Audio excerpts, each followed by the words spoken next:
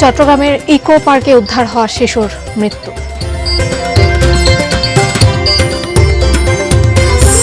বাহরাইনে ইরানের ক্ষেপণাস্ত্রের আঘাতে নিহত মহসিন তারেকের বাড়িতে শোকের মাতম। এবং ১৩ বছরে উন্নয়ন হয়নি গাজীপুর সিটি কর্পোরেশনের।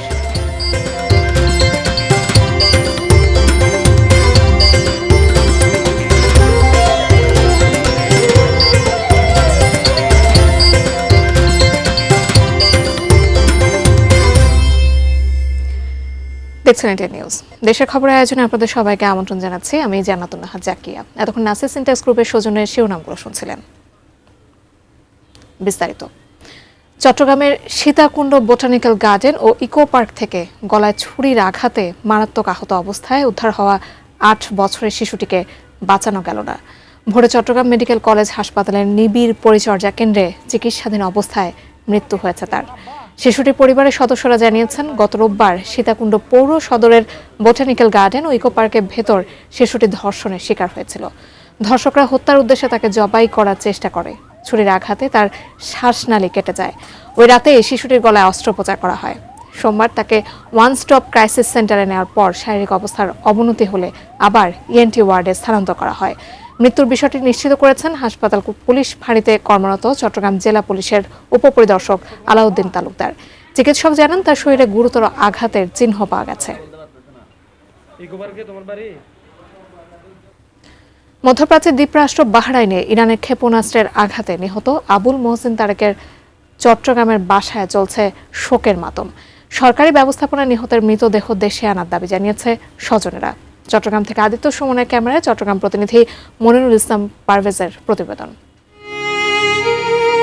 আসছে ঈদুল ফিতরের আগেই একমাত্র মেয়ে তাসনিম তামান্নাকে দেশে ফেরার কথা দিয়েছিলেন আবুল মোহসিন তারেক। কিন্তু তার আগেই ইরানের ছোড়া ক্ষেপণাস্ত্র রোববার প্রাণ কেড়ে নিল বাহরাইন প্রবাসী তারেকের। বাবার সাথে শেষ কথা হচ্ছে 1 তারিখ, এই মাসের 1 তারিখে সন্ধ্যা 7:30টায়। বাবা তো এখনই দেশে থাকার কথা ছিল, কিন্তু ওই 25 সালে উমরা হজ করার জন্য কিছু ছুটি ওইখানে কাটাই ফেলার জন্য জানুয়ারি 1 তারিখ আর দেশে আসতে পারেনি। আমাকে বলছিল হয়তো এই রোজার 15-20 রোজাতে, আর নহলে কুরবানে মাস্ট বি আসবে, এরকম কিছু একটা। বাবা ছিল আমার বেস্ট ফ্রেন্ডের মতো। দূরে থাকলেও কি হবে, এমনও হয়তো আমরা কথা বলা শুরু করলে 1-2 ঘন্টা আমরা টানা কথা বলতাম। বাবা বিরক্ত হইতো না, আমার সব কথা মন দিয়ে শুনতো।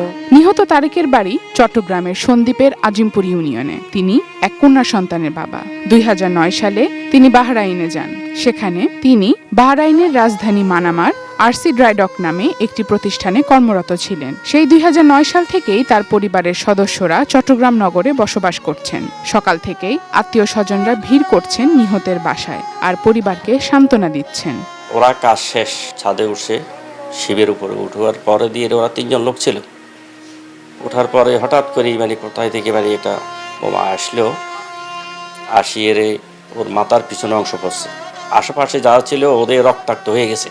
কলেজ পড়ুয়া একমাত্র মেয়ে ছাড়া পরিবারে উপার্জনক্ষম আর কেউ নেই। সহজভাবে যেন লাশটা দেশে পৌঁছায়।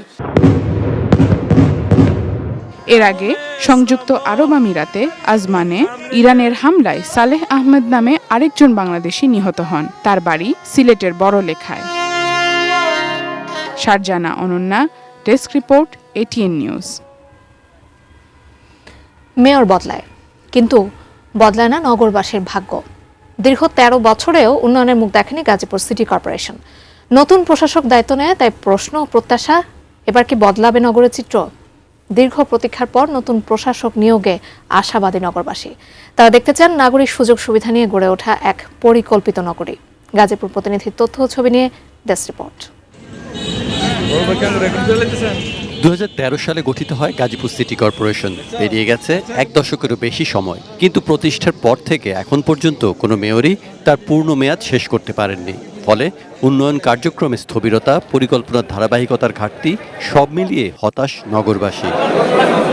অবশেষে দল থেকে নতুন প্রশাসক নিয়োগ দিয়েছে বিএনপি সরকার। আশাবাদী নগরবাসী।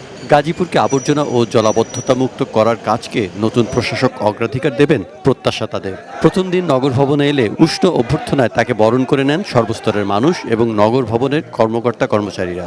জনগণের যে নাগরিক সমস্যাগুলি উনি দীর্ঘদিন জনগণের মাঝে থেকে কাজ করেছে। সেই সমস্যাগুলি আমরা বিশ্বাস করি ওনার মাধ্যমে সমাধান হবে ইনশাল্লাহ। নগর ভবনে এসে দায়িত্বভার নেয়ার পর নতুন নগরপিতা বলেন 180 দিনের মধ্যে দেখা যাবে দৃশ্যমান পরিবর্তন। মাদক ও কিশোর গ্যাংমুক্ত নিরাপদ গাজীপুর গড়ে তোলার আশ্বাস দেন তিনি। সন্ত্রাস, চাঁদাবাজ এবং মাদক, এই তিনটা জিনিস আমাদের শুধু গাজীপুরে না সারা বাংলাদেশে এটা একটা ভীষণ আকারে এই একটা বেদি এটা আমাদেরকে ঘিরে ধরেছে। আমরা গাজীপুরকে এই তিনটা বিষয় থেকে মুক্ত থাকতে চাই। নাগরিকদের দীর্ঘদিনের প্রত্যাশা যানজট নিরসনে গাজীপুর রেল ক্রসিংয়ের ওপর দিয়ে উড়াল সেতু নির্মাণের তা পূরণের আশ্বাস দিয়ে প্রধানমন্ত্রী তা উদ্বোধন করবেন বলে ঘোষণা দেন জিসিসি প্রশাসক। জেলা পরিষদে এখানে আপনার ফ্লাইওভার হবে। এই ফ্লাইওভারটা আর হলো আপনার কাশিমপুর নাউজোর বাসনের যে তুরাগ নদীর যে ব্রিজ, এই দুটা ব্রিজ আমরা 6 মাসের মধ্যে দ্রুত এটাকে আমরা আগিয়ে নিয়ে যাচ্ছি। আমরা আমাদের প্রধানমন্ত্রীকে এনে এই দুটা ব্রিজের আমরা উদ্বোধন করব। প্রশাসক বদলেছে, নেতৃত্বে এসেছে নতুন মুখ। এখন দেখার বিষয় পরিকল্পনা ও প্রতিশ্রুতি কত দ্রুত বাস্তবে রূপ পায়। Saikat Dasgupta, desk report, ATN news. দেশের খবরে আছে, একটা বিরতি নিচ্ছে, ফিরে এসে আরো যা থাকছে। সংরক্ষণ ও প্রক্রিয়াজাতকরণের অভাবে ফল ও ফসলের ক্ষতি, হিমাগার চান কৃষকেরা।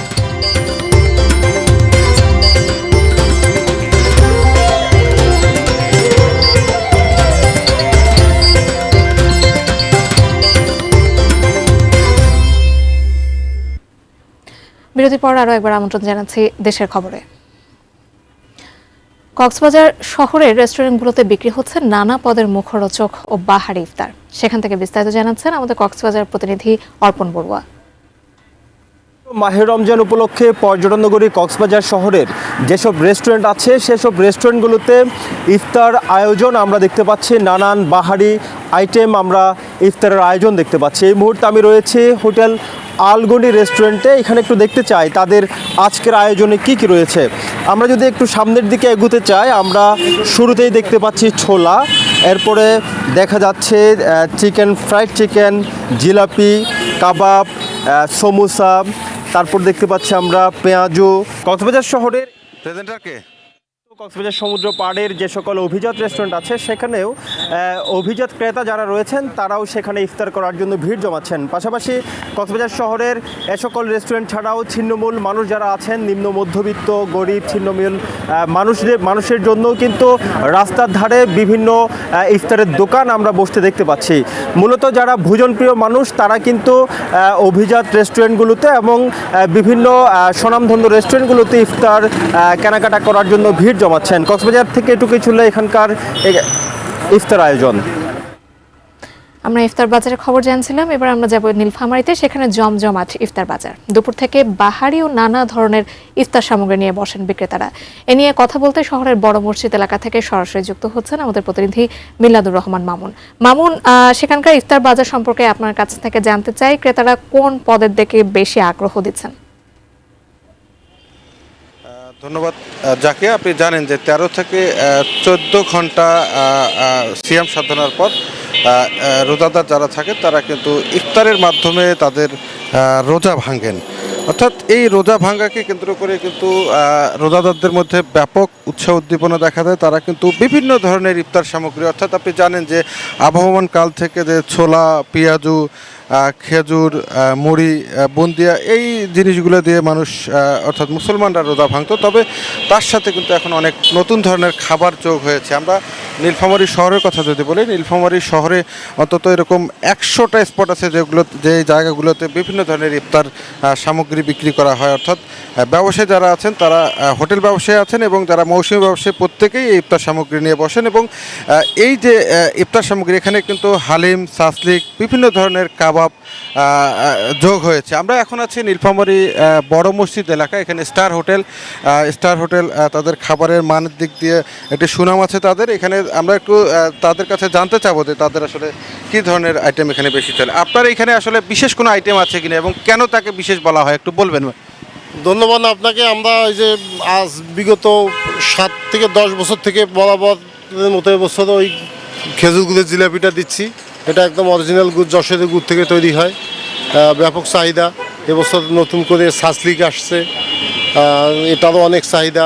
এছাড়া আপনার লাচ্ছি ফালুদা এগুলিতে আছে, ভিতরে তৈরি হচ্ছে, আনুষঙ্গিক যেগুলি আছে সব মিলে মোটামুটি ভালো চলে আসছে, ভালো চলছে এবং প্রতিটা খাবারের স্বাদ ঠিক আছে এবং চলছে ভালো। যাকে আপনি শুনছিলেন যে আসলে প্রত্যেকটা দোকানদারি যারা বিক্রি করেন তারা কিন্তু নির্দিষ্ট একটা আইটেম টার্গেট করে তারা কিন্তু তাদের ইফতারিগুলো বিক্রি করেন। তো নীলফামারীর ইফতার বাজার নিয়েছিল আমার কাছে তাকিয়া। মামুন, ধন্যবাদ আপনাকে। দর্শক, মিলাদুর রহমান মামুন আমাদের সঙ্গে সংযুক্ত হয়ে নীলফামারী ইফতার বাজার সম্পর্কে আমাদেরকে জানাচ্ছিলেন। শস্য ভাণ্ডার খ্যাত দিনাজপুর জেলায় ধানের পাশাপাশি আম, লিচু ও বিভিন্ন সবজির আবাদ দিন দিন বাড়ছে। দেশের খাদ্য চাহিদার বড় একটি অংশই সরবরাহ করে এই জেলা। তবে উৎপাদন বাড়লেও সংরক্ষণ ও প্রক্রিয়াজাতকরণের অভাবে বারেই ক্ষতির মুখে পড়েন জেলার কৃষকেরা। দিনাজপুর প্রতিনিধি ভুবন সেনের পাঠানো তথ্য ছবিতে ডেস্ক রিপোর্ট। উর্বর মাটি আর পরিশ্রমী কৃষকের ঘামে ভর করে দিনাজপুরে প্রতি বছর বিপুল পরিমাণ খাদ্যশস্য উৎপাদিত হচ্ছে। ধানের পাশাপাশি আম, লিচু, টমেটো, আলু ও নানা ধরনের শাকসবজির আবাদও বাড়ছে উল্লেখযোগ্য হারে। বিপুল পরিমাণ ফল ফসলের উৎপাদন হলেও চাহিদা অনুযায়ী হিমাগার বা আধুনিক প্রক্রিয়াজাতকরণ পদ্ধতির অভাবে সংরক্ষণ করতে পারছেন না কৃষকরা। ফলে অনেক মৌসুমী ফসল সংরক্ষণের অভাবেই নষ্ট হয়ে যায়। লোকসানের মুখে পড়েন কৃষকরা। যখন মাল অ্যাভেলেবেল হয়ে যায় তখন আমরা আর দিশাহুদ পাই না। ওরা যদি বলে 2.5 টাকা কেজি দিতে হয়। 31 দিন আগে আমাদের আমন ধান উঠলো, আমন ধানের শেষে আমরা ধান পাইলাম না। এখন আমাদের ধান দেখেন যে 5,000, 700, 800, 6,000 পর্যন্ত লাগে গেছে। আমরা তো আপনাতেই মরে যাচ্ছি।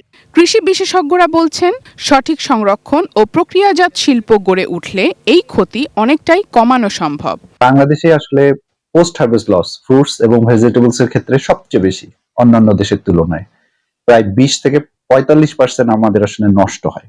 একমাত্র আলু ছাড়া কোনো কোল্ড স্টোরেজ হয়নি বা প্রক্রিয়াজাতকরণ কোনো সংস্থা নাই। আসলে বেসরকারিভাবে এই প্রতিষ্ঠানগুলো করা খুবই কঠিন। এজন্য সরকারি উদ্যোগ ম্যাসিভ আকারে আসলে দরকার।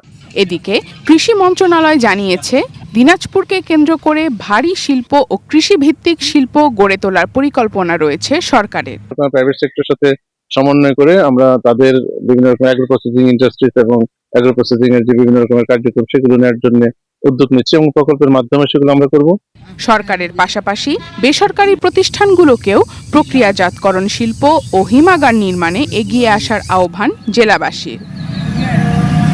শারজানা Ananya, desk report, ATN news. দর্শক, দেশের খবর একটা বিরতি নিয়ে ফিরছে, আমাদের সাথেই থাকুন।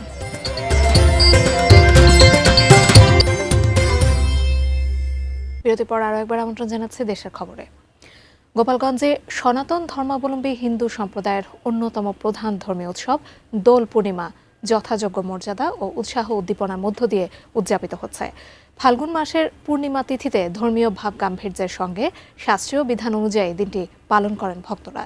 সকালে গোপালগঞ্জ জেলা শহরে কেন্দ্রীয় কালীবাড়ি মন্দির, বটতলা পূজা মণ্ডপ ও খাটরা সর্বজনীন কালীবাড়ি সহ বিভিন্ন মন্দিরে পূজা অর্চনার মধ্য দিয়ে উৎসবের সূচনা হয়। পূজার শেষে ভক্তরা একে অপরের মুখে আবির মেখে দোল উৎসবে মেতে ওঠেন। উৎসব উপলক্ষে জেলা বিভিন্ন স্থানে বসেছে গ্রামীণ মেলা, যা বাড়তি আনন্দ যোগ করেছে আয়োজনে। এই দিনে সাধারণত আমাদের হচ্ছে 7 রঙের নীলে রাঙিয়েছি। আমরা চাই বাংলাদেশের প্রত্যেকটা মানুষের জীবন এভাবে 7 রঙে রঙিন হয়ে উঠুক। এটা আমাদের হিন্দু ধর্মের একটা উৎসব। আমরা প্রতি বছরই খেলি যাতে অশুভ শক্তির পরাজয় হয়, শুভ শক্তির জয় হয়। ভারতের দোল পূর্ণিমা উপলক্ষে সরকারি ছুটি থাকায় আজ সকাল থেকে বেনাপোল স্থলবন্দর ও পেট্রাপোল স্থলবন্দর দিয়ে দুদেশের মধ্যে আমদানি রপ্তানি বাণিজ্য বন্ধ রয়েছে। তবে বন্দর ও কাস্টমস হাউসের কার্যক্রম সহ বেনাপোল পেট্রাপোল চেকপোস্ট দিয়ে পাসপোর্ট যাত্রী পারাপার স্বাভাবিক রয়েছে। বেনাপোল স্থলবন্দরের সহকারী পরিচালক কাজী রতন জানান, ভারতীয় Petrapole customs clearing agents association থেকে জানানো হয়েছে, দোল পূর্ণিমা সরকারি ছুটির কারণে মঙ্গলবার এই পথে আমদানি রপ্তানি কার্যক্রম বন্ধ থাকবে। তিনি আরও জানান, আমদানি রপ্তানি বন্ধ থাকলেও বন্দরের অভ্যন্তরীণ কার্যক্রম চালু রয়েছে। বেনাপোল বন্দরে পণ্য খালাস করে ভারতীয় খালি ট্রাক ফিরে যেতে পারবে। আগামীকাল বুধবার সকাল থেকে আবার এ পথে আমদানি রপ্তানি কার্যক্রম স্বাভাবিকভাবে শুরু হবে। শেষ করব দেশের খবর, তার আগে নাসিস ইন্টেক্স গ্রুপের সৌজন্যে শিরোনামগুলো জানিয়ে দিচ্ছি আরও একবার। চট্টগ্রামের ইকো পার্কে উদ্ধার হওয়া শিশুর মৃত্যু। বাহরাইনে ইরানের ক্ষেপণাস্ত্রের আঘাতে নিহত মহসিন তারেকের বাড়িতে শোকের মাতম। 13 বছরেও উন্নয়ন হয়নি গাজীপুর সিটি কর্পোরেশনের।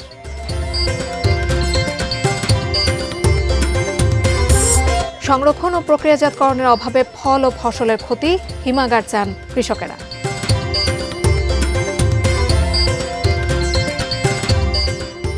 দর্শক, এ ছিল দেশের খবরের সাথে থাকার জন্য ধন্যবাদ সবাইকে।